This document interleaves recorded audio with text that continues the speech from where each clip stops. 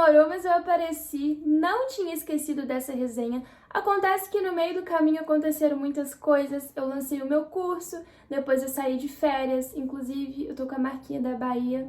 Se você quiser acompanhar, eu postei vários mini vlogs lá no meu Instagram. É só você seguir lá e procurar nos Reels que tá tudo indicado. Foi uma viagem deliciosa, mas enfim, agora de volta à rotina e aos meus compromissos com vocês, eu finalmente finalizei a leitura do livro O Poder do Hábito, um livro incrível, já adianto que vale a pena demais a leitura, inclusive tem que ler mais de uma vez, tá? Para conseguir extrair mesmo tudo que ele tem para oferecer. As minhas resenhas têm o foco em sintetizar tudo que eu aprendi com a leitura e trazer de forma mais compacta para vocês.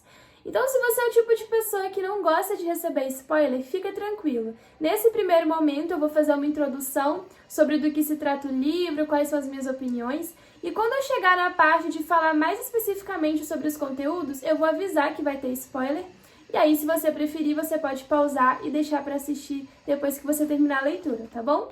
Então, vamos lá! O Poder do Hábito, um livro famosíssimo, um best-seller, né, praticamente, escrito por Charles Duhigg.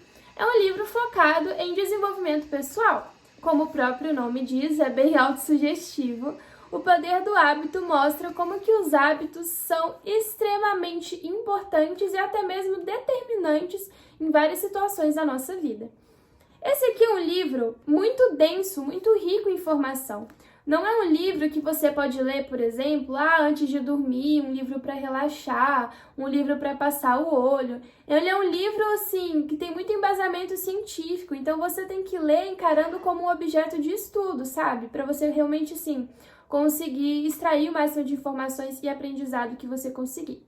O livro é dividido em 3 partes. A primeira parte, ele aborda sobre a questão dos hábitos individuais, ou seja, nós como pessoas, como que nós criamos os nossos hábitos sem perceber, como que a gente pode fazer para alterar, qual que é o looping do hábito e por aí vai. Na segunda parte, o livro foca nos hábitos empresariais das grandes organizações. Então ele traz exemplos muito legais sobre como a Starbucks se tornou uma empresa, assim, uma das melhores empresas para se trabalhar através da inserção de hábitos saudáveis para os funcionários, enfim. E na terceira e última parte, o Charles Duhigg fala sobre os hábitos a nível social, então sociedades, países, né, bairros, tudo que envolve o coletivo, como que os hábitos interferem no nosso convívio social, nas nossas amizades, nos nossos laços e, enfim, é muito, muito, muito interessante. O Poder do Hábito não é um livro superficial. Ele traz uma introdução muito boa para você se inteirar sobre o assunto e ele vai aprofundando à medida que os capítulos vão avançando. Por isso que, por mais que o livro seja dividido nessas 3 partes, focadas no hábito a nível individual, social, empresarial e tudo mais, você vai perceber que uma coisa acaba complementando a outra. E no final é bem legal porque ele te ensina como usar na prática todo o conhecimento que você aprendeu.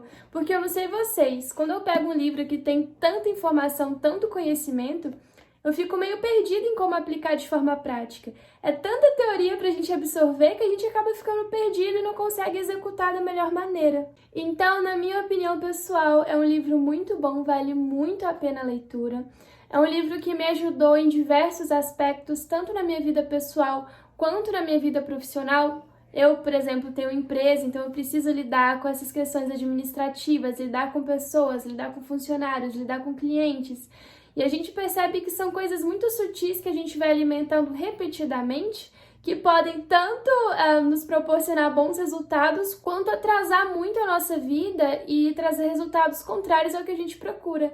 Então, muita coisa que eu achava que eram manias, que era a minha personalidade, que eram meus defeitos, na verdade eram hábitos meio que invisíveis que eu fui alimentando ao longo do tempo sem perceber e que através do livro eu aprendi a reconfigurar e conseguir resultados muito, muito bons. Não é charlatanismo, gente, não tem mágica, não tem grande truque, é pura ciência e é muito, muito interessante, vale a pena a leitura. Eu dou 5 estrelinhas, esse livro é muito bom. Agora chegou aquela parte que eu falei que teriam alguns spoilers. Claro que eu não vou resumir o livro todo para vocês, até porque perderia toda a graça, mas eu vou falar um pouquinho sobre o que tem dentro de cada parte do livro para que vocês, às vezes, tenham uma noção se realmente é o que vocês procuram, se não é, beleza? Então, se você não quer nenhum tipo de spoiler, pausa o vídeo e depois você volta aqui quando terminar a leitura e aproveita e comenta para mim o que você achou do livro e qual a sua opinião, tá bom? Vamos lá! Então deixa eu pegar a minha colinha que ficou imensa. Se a cola ficou assim, você se imagina o livro. Eu preciso consultar porque é muita informação. Logo na primeira parte do livro, que é focado nos hábitos individuais, o Charles começa apresentando pra gente o esquema de looping do hábito. Ele diz que a estrutura do hábito se forma com uma deixa, uma rotina e uma recompensa. Então, a deixa seria uma situação que ativa um gatilho na nossa mente. E ativando esse gatilho, a gente inicia uma rotina de ações para obter uma recompensa. Vou te dar um exemplo. Toda vez que você fica entediada no seu serviço, você se levanta, vai até o refeitório, pega um doce, come e volta para sua mesa. Qual que é a deixa? O que ativa essa rotina? O tédio. Então, nessa estrutura de hábito, a deixa é o tédio que você sente. A rotina é você se locomover da sua mesa até o refeitório e comer o doce. E a recompensa é a sensação de alívio do tédio. Então, você expulsa aquela sensação ruim que você estava inicialmente. Entendeu? A estrutura é essa. A deixa, o tédio. A rotina, levantar e comer o doce, e a recompensa, o alívio. Então, partindo desse pressuposto, a gente consegue começar a trabalhar na raiz dos hábitos ruins. Porque se você comer doce toda vez que você ficar entediada, você vai ficar com sobrepeso. E muitas vezes a gente não percebe, a gente acha que esse sobrepeso que surge, por exemplo, pode ser uma questão emocional, pode ser algum alimento específico que a gente está comendo. Mas se você parar para pensar nos seus hábitos, aquilo que você faz repetidamente, tem muita coisa que você alimenta sem perceber. Então, depois que ele ensina pra gente essa estrutura inicial do looping do hábito, ele começa a nos ensinar a como criar novos hábitos e substituir hábitos ruins. Porque ele nos ensina que não dá para você simplesmente excluir um hábito da sua vida. Entenda que o hábito é uma coisa muito enraizada, que você já faz inconscientemente, praticamente. Então, não dá para você simplesmente estalar o dedo e parar de fazer. Mas, entendendo essa estrutura, você pode substituir a rotina a fim de obter o mesmo resultado, a mesma recompensa. Então, utilizando esse mesmo exemplo que eu dei para vocês, se ao invés de você levantar para comer um doce toda vez que você ficar entediada no seu trabalho, você escolher se levantar e ter uma conversa de 5 minutos com algum colega de serviço que talvez esteja desocupado, você pode obter o mesmo resultado, a mesma recompensa de satisfação, sem precisar recorrer ao doce que estava te engordando. Então, com essa troca de rotina, mantendo a mesma deixa e a mesma recompensa, a gente consegue começar a reconfigurar alguns hábitos ruins que a gente tem. E da mesma forma, introduzir hábitos bons, hábitos que a gente quer cultivar a fim de obter alguma recompensa boa para a nossa vida. Muito legal, né? E olha que isso é só a pontinha do iceberg, gente. E aí, saindo um pouco dessa parte dos hábitos individuais e entrando na parte 2 do livro, que é quando Charles começa a introduzir como os hábitos empresariais funcionam, ele traz pra gente conceitos muito legais como os hábitos angulares. Segundo Charles, existe um tipo de hábito que desencadeia vários outros hábitos como consequência. Um hábito bom que você começa a cultivar na sua empresa pode desencadear várias reações dos seus funcionários e, consequentemente, da satisfação dos seus clientes, porque um hábito angular foi muito bem instaurado.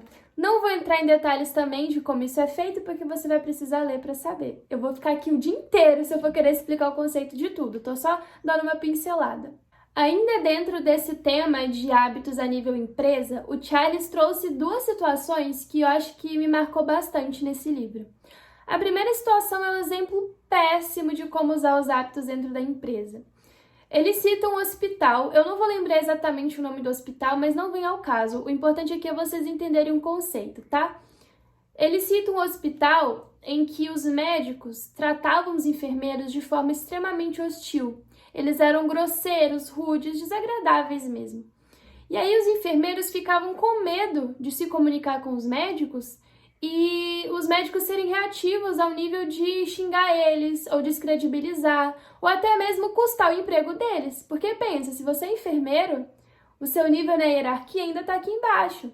Se você tá falando com um médico que já tá aqui em cima e ele, sei lá, de repente implicar com você, achar que você tá retrucando ele pode... E entre os enfermeiros tinha até uma lista negra de nomes de médicos que era simplesmente proibido você retrucar. Alguns você poderia falar tranquilamente, já outros provavelmente não iriam aceitar tão bem as suas sugestões. Mas esse pessoal da lista negra é tipo assim, bico fechado, senão você corre risco de ser demitido. Por causa dessa péssima comunicação entre médicos e enfermeiros, aconteceu um caso de um idoso que precisava operar, se eu não me engano, um lado do cérebro. Só que aí na ficha que o médico pegou não estava especificando qual lado deveria ser. E o enfermeiro foi e falou com o médico assim, mesmo sendo o médico da lista negra, que ele deveria fazer uma checagem de informações para saber qual lado do cérebro deveria operar. E o médico, extremamente arrogante, questionou o enfermeiro falando assim, quem é você para me dizer o que fazer? Você está questionando a minha autoridade? Eu trabalho aqui há anos, eu sei exatamente o que eu tenho que fazer. E aí, como resultado, o médico acabou operando o lado errado da cabeça do idoso, o que complicou bastante a cirurgia. E aí eles não tiveram certeza se posteriormente esse paciente faleceu por esse erro médico ou por outros problemas. Mas enfim, um erro gravíssimo que foi reportado pelo enfermeiro, mas por pura ignorância do médico, enfim, não deu atenção e poderia ter sido evitado. E aí, esse foi só um caso nesse hospital de vários outros que começaram a acontecer. E aí, observando esses hábitos ruins de comunicação, de fichas que não eram preenchidas de forma muito específica, eles fizeram uma reforma e começaram a ouvir mais o pessoal da parte de baixo da hierarquia para que pudesse haver uma comunicação mais limpa com o pessoal lá de cima também. Enfim, eu não vou lembrar exatamente quais foram os métodos que eles usaram, mas através dos hábitos eles reestruturaram toda a empresa e hoje é considerado um dos melhores hospitais do mundo. Então, assim, olha como que uma coisa relativamente boba, com uma falha na comunicação, uma ficha mal preenchida, pode impactar os resultados de uma empresa. Aí tem um outro exemplo também, só que nesse caso eu já achei um exemplo legal, que ele fala sobre a Target. Eles investiram em um estudo que pudesse rastrear os hábitos dos consumidores. Rastrear num nível, assim, tão surreal que eles conseguiam até prever quando uma mulher ficaria grávida, antes mesmo dela ter noção disso. Então, eles começaram a antecipar suas necessidades antes que você tomasse consciência delas. E através dessa antecipação, eles faziam anúncios personalizados e enviavam para cada pessoa de acordo com cada necessidade dela no momento ou até que ela poderia ter futuramente. Muito doido. Claro que existe uma divergência muito grande de opiniões. Existem pessoas que acham que é um uso extremamente abusivo dos dados dos consumidores. Inclusive, hoje existe a Lei de Proteção de Dados, provavelmente na época ainda não existia. E não é segredo, né, gente? A maioria das empresas compram os nossos dados através de outras empresas. Não tem como. Você já parou para pensar que às vezes você fala assim com um amigo, eu queria ir para Maldivas, e no dia seguinte tem uma promoção de viagem para Maldivas no seu celular?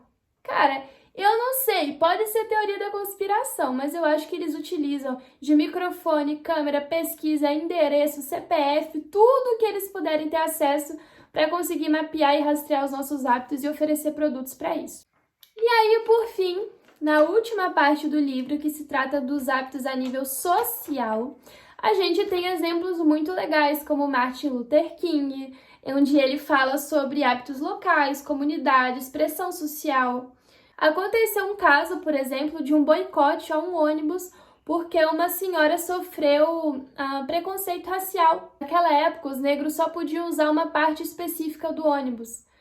E aí, nessa ocasião, me parece que mais pessoas brancas embarcaram no ônibus, mas ela deveria ceder esse lugar para que um branco pudesse se sentar. E ela teimou, ela falou que ela não levantaria porque ela estava no direito dela de estar lá. Enfim, esse caso repercutiu. E como essa mulher era muito querida dentro dos ciclos sociais dela, era uma mulher que frequentava as comunidades, que ela frequentava a igreja, frequentava grupos de ações sociais, enfim. Sabe aquela mulher que é conhecida por todo mundo, querida por todo mundo?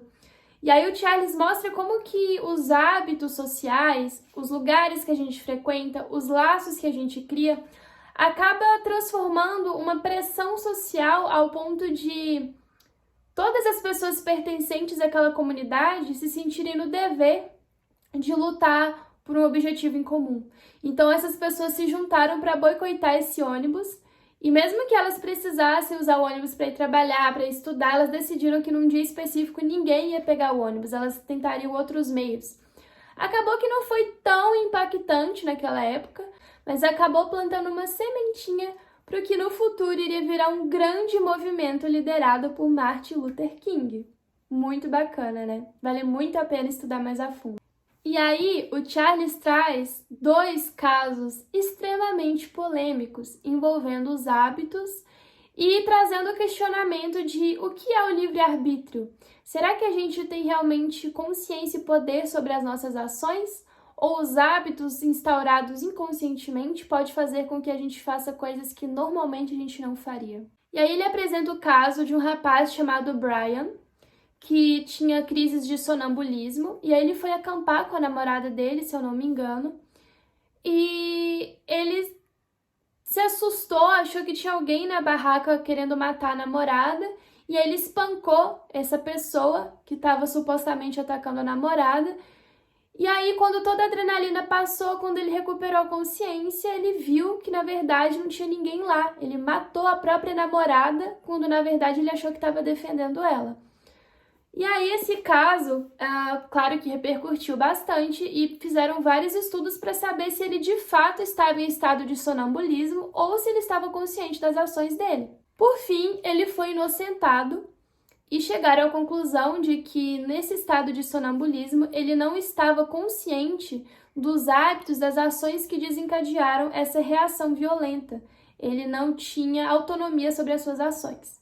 E aí, em seguida, o Charles conta a história de uma mulher chamada Andy, que já era mãe, e ela estava numa rotina muito entediante, porque ela não sabia muito o que fazer. A filha dela havia crescido, já estava na escola, e ela entrou meio que numa crise existencial, do tipo, ela vivia em função da filha, vivia em função do marido, e de repente a rotina dela mudou completamente, ela ficou sozinha em casa, entediada, não sabia o que fazer. E aí ela começou a tentar fazer uns passeios sozinha e começou a frequentar cassinos, casas de aposta. Uma coisa aparentemente inocente, mas que com o tempo fez ela criar um vício muito grande a ponto de perder todos os bens, hipotecou a casa, perdeu a casa, pediu dinheiro emprestado para os pais, perdeu o dinheiro, chegou num nível assim realmente doente. E aí a Andy tentou processar os cassinos que, sabendo da situação dela, sabendo da doença que ela começou a desenvolver, ainda ficava instigando ela, incitando ela a continuar apostando, enfim. Só que ela perdeu, né? Porque ela não foi considerada inocente. Segundo a justiça, ela estava ciente, consciente dos atos dela. Apesar de ela não conseguir exercer seu controle sobre os atos, ela estava ciente. Ela poderia escolher tentar lutar contra. Então, o Charles traz essa grande polêmica no final, né? Como que os hábitos podem inocentar um assassino e condenar uma mãe de família? Claro que a gente está levando aqui nos extremos porque se trata de polêmicas. Mas é um exemplo, né, de como que hábito não é uma coisa muito simples. Como que hábito interfere a níveis globais se a gente permitir. Então, a gente tem que tomar muito cuidado. E aí, como eu falei para vocês, no final do livro, o Charles faz uma síntese bem resumida de tudo isso que ele apresenta e ele entrega um manual, um esqueminha de como que você pode identificar, alterar e criar novos hábitos. É um esquema bem prático mesmo, eu não sei se eu vou conseguir mostrar para vocês, mas olha aqui, gente, a quantidade de páginas de bibliografia. Se você é do tipo que gosta de estudar até os livros que o cara teve que estudar para escrever esse livro, você vai gostar. Basicamente, ele traz um guia que se estrutura em 4 passos. O primeiro, identifique a rotina. O segundo, experimente com recompensas. O terceiro, isole a deixa. E o 4, tenha um plano. Aqui ele vai explicar bem melhor, vocês vão entender. Não cabe a mim tentar reproduzir o conhecimento, eu sou muito limitada. Mas eu tentei trazer para vocês uma síntese dos pontos que eu achei mais interessantes e as minhas considerações finais. Como eu falei anteriormente, é um livro que, se você se propor a ler com um pouco mais de atenção a nível de estudo e não de hobby, de entretenimento, você vai conseguir extrair um aprendizado enorme. Se você está procurando um livro para ler para se distrair, você vai ficar extremamente entediado, porque essa não é uma leitura leve. É uma leitura fácil, mas é uma leitura densa, entende? Enfim, é um livro que vale muito a pena. Eu provavelmente lerei mais uma vez, porque tem muita coisa aqui que lendo só uma vez você não vai conseguir aprender. Mas se você busca desenvolvimento pessoal na sua vida no geral, aspecto pessoal, aspecto profissional, aspecto social, cara, investe. Vale muito a pena. Se você não leu ainda, leia e depois volta aqui para me contar o que você achou. E se você já leu, eu adoraria saber a sua opinião e quais partes você achou mais interessante. Muito obrigada por ter ficado comigo até aqui. Um beijo e até a próxima!